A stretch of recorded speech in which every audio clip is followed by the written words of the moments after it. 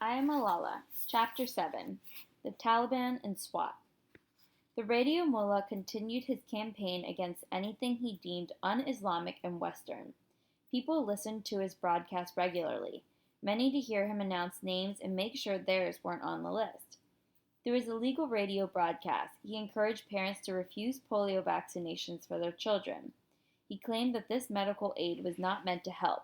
He said it was a ploy by Western countries to harm Muslim children.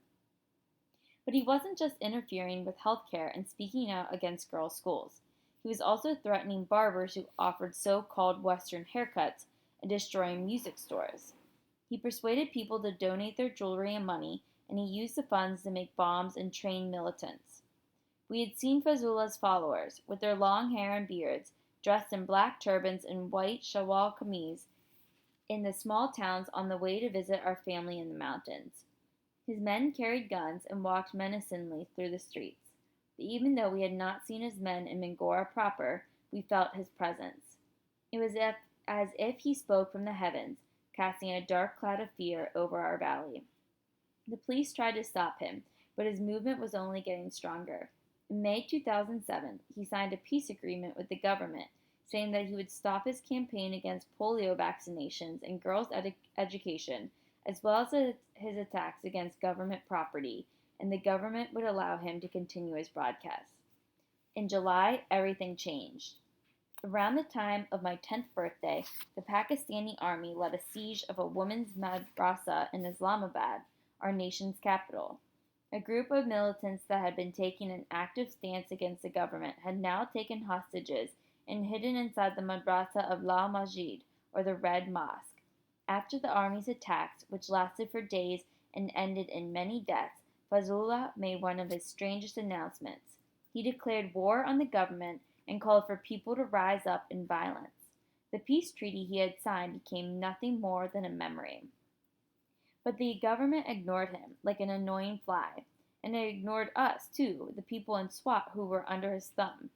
We were angry with our government and angry with these terrorists for trying to ruin our way of life, but my father said our family should do its best to ignore them as well. We must live a full life, if only in our hearts, he said. And so, as usual, our family dinner conversations were about things of the mind, Einstein and Newton, the poets and the philosophers. And, as usual, my brothers and I fought over the remote, over who got the best grades, over anything and everything. Somehow I could ignore the Taliban, but I could not ignore these two annoying characters. Fighting with your brothers, I told my father, is also part of a full life.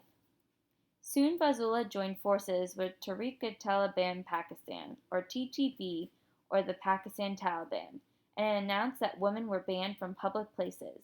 The males in the family should enforce this order, he said, and keep tight control over their families or be punished themselves. With 6 months, the streets became strangely absent of women because they were afraid to go out and do their shopping. The DVD shops that sold Bollywood films and children's movies pulled down their shutters and went out of business. Fazullah claimed that watching movies and TV shows was a sin because it meant that women would look upon men and men would look upon women who were forbidden to them. Under the threat of his followers, people were terrified. Some took their TVs, DVDs, and CDs to the public square, where the radio mullah's men set them on fire. Stories spread that his men were patrolling the streets in pickup trucks, shouting his orders from megaphones. Then we heard that his followers were listening at people's doors. If they heard a TV, they bashed the door in and then smashed the TV to bits. After school, my brothers and I cowered in front of our beloved TV, the volume turned down to a whisper. We adored our shows and didn't understand how wrestlers with funny names and a little boy with a magic pencil were so bad. But every time there was a knock on the door, we jumped. When our father came home one night, I asked him, "Abba, will we have to burn our TV as well?" Eventually, we moved our TV to a closet. At least if strangers came to the door, they wouldn't see it. How had this happened? How did an unschooled fanatic turn himself into a kind of radio god? And why was no one prepared to defy him? Through it all, the crucial school carried on as usual. A few more of our classmates dropped out, but the rest of us appreciated our schooling all the more. Our class even had a discussion. The government may not be behaving as it should, but could we run our classroom a bit more like a democracy? We hit on an idea. Since the most studious girls always sat up front, we would switch seats every week. If you got to the front row one week, you'd find yourself in the back the next. It was a bit of a game, but it was our small way of saying that all girls and all people are equal. But beyond the walls of our school, Mingora had become like a prison. Banners that read, "Women Not Allowed," were strung up at the entrance to the market. All music and electronic shops were shut down. Fazlullah often even outlawed an old-fashioned children's game called Karam, where we flicked discs across a wooden board. He had started announcing the names of schoolgirls on his radio shows. "Miss So-and-so has stopped going to school and will go to heaven," he said. Or, "Miss So-and-so has left school and I congratulate her parents." My mother now insisted that I never walk to school by myself for fear that I would be seen alone in my school uniform by the Taliban. Every day I noticed that a few more of our classmates were missing, and every night on his radio show, Fazlullah kept up his attacks, saying that girls who went to school were not good Muslims, that we would go to hell. One day, one of our teachers went to my father and said he would no longer teach girls. Another said he was leaving to help Fazlullah build a religious center. It was a dark day. The Kushal school, which had always been our refuge, had fallen under the shadow of the radio mullah. Fazlullah had set up a public court to enforce his edicts, and his men were now flogging or killing policemen, government officials, and other men and women who disobeyed him. Hundreds gathered to watch the floggings, shouting, "Allahu Akbar, God is great," with each lash. Sometimes, people said, Fazlullah arrived at the proceedings, galloping on a black horse. Much of Fazlullah's justice was exacted in the dead of night. Later in his reign of terror, violators were dragged from their homes and killed. Their bodies would be displayed in the green square the next morning. Often a note was pinned to the body. "This is what happens to spies and infidels." Or, "Do not touch this body until 11 a.m. or you will be next." Before long, people had a new name for the green square. They started calling it the Bloody Square. I shuddered to hear those stories. What was becoming of my city? What would become of us? "God," I said when I went to bed, "I know you are busy with many, many things around the world, but do you see what's happening here in Swat?"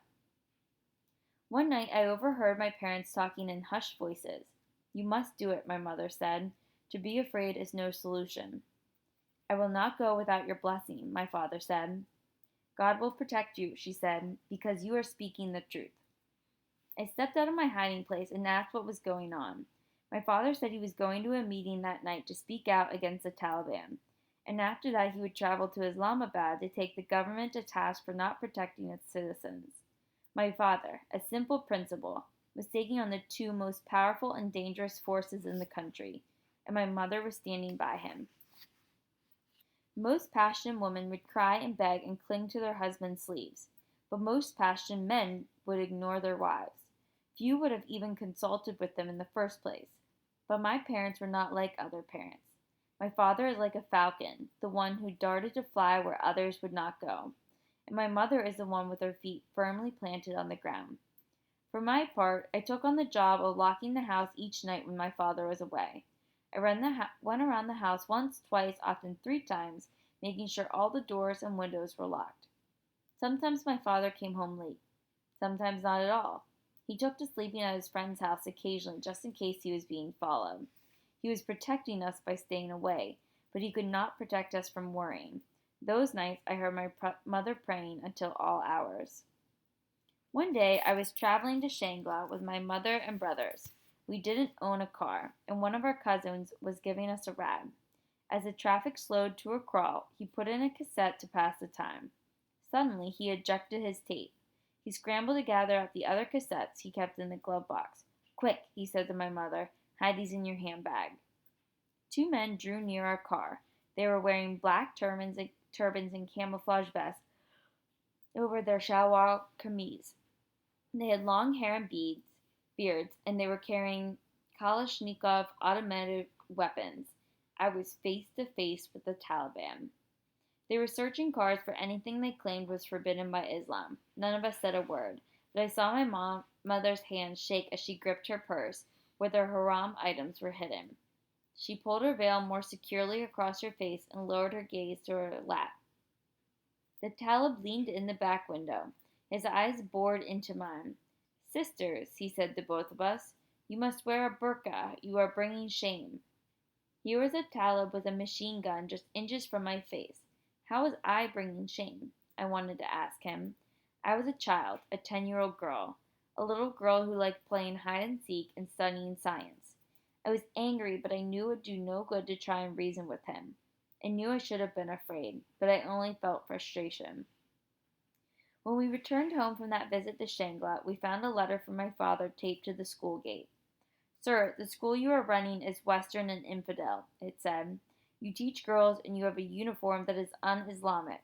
Stop this or you will be in trouble and your children will weep and cry for you." It was signed, "Fedayeen of Islam, Devotees of Islam." The Taliban had threatened my father. Now I was afraid.